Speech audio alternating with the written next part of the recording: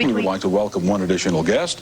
He is Bill Meisenheimer, the Executive Director of AIDS Project, Los Angeles. Welcome, Mr. Meisenheimer. Thank you. I'd like to begin this segment with this question. There's been some talk about quarantining AIDS victims, just lock them away from society. Medically, ethically, responsibility, will it work? Let's start with you. My personal opinion is that it's completely impractical. First of all, AIDS is not casually contagious. No one really knows that people with AIDS are contagious. It's impractical to even consider, and there's no way that anybody could monitor it or find all the people with AIDS because they're not all reported. And secondly, it's a violation of civil rights. It doesn't make any sense at all. Is that kind of hysteria speaking, quarantine, Dr. Fannin? I think it really is. People who feel very uncomfortable, and I'd agree with Bill's reasoning. Now, let me ask you this. Research into this disease.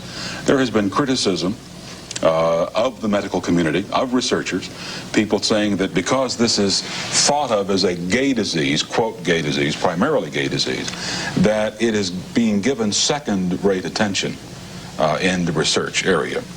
Dr. Kleinman, how do you respond to that? I think that criticism was probably true at the outset. That funding was not available perhaps during the early stages. I think since then there has been a lot of funding made available and there have been a lot of advances made.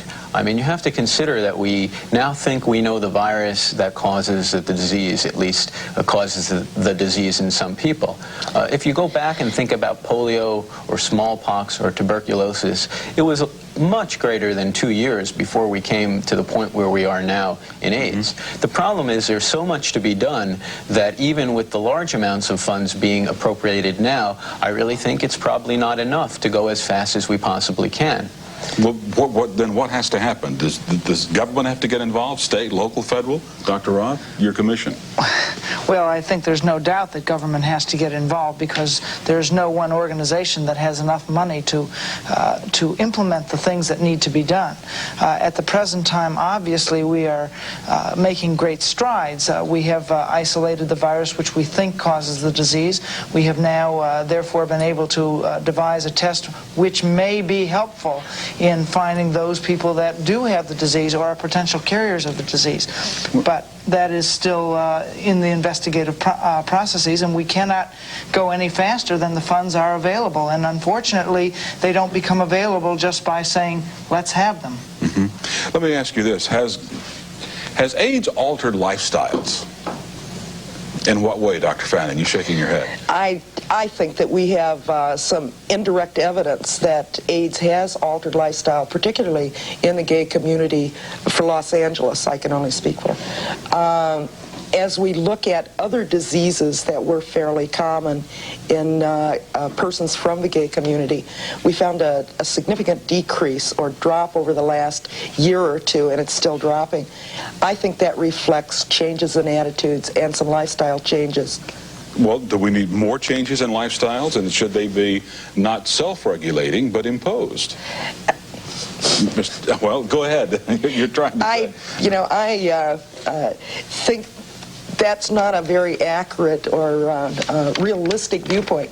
A lifestyle change must come with the person, from inside the person. Now, they may have external influences that influence them, but the lifestyle change must come from within. Mr. Meisenheimer, from within the project in Los Angeles, what do you see?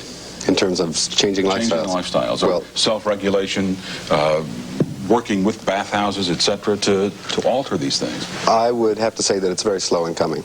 I think that there is some change that's occurring currently. However, people that are at risk in the gay community particularly, they have heard enough about this thing. They don't want to think that they're going to be the subject of contracting AIDS. They're in denial, they're apathetic, they don't want to hear about education, and education is the most important thing we can do right now.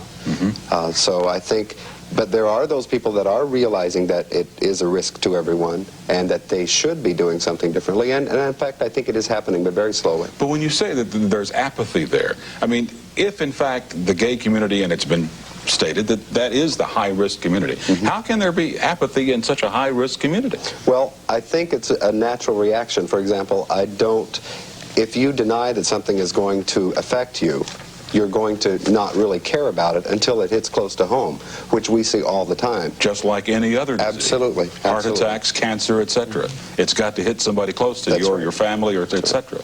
And when you talk about the funding for AIDS, because it was a gay disease, though I agree with Dr. Kleinman that it was slow in coming in the beginning, I personally think that it's still slow in coming because it is a gay disease. I have seen so many times we have gone to not only government agencies, but any foundations. We're a nonprofit organization. People will have nothing to do with us, not because we're the AIDS Project, but because they assume we're a gay organization, which we're not. We're an organization that helps people with AIDS, and no matter who they be.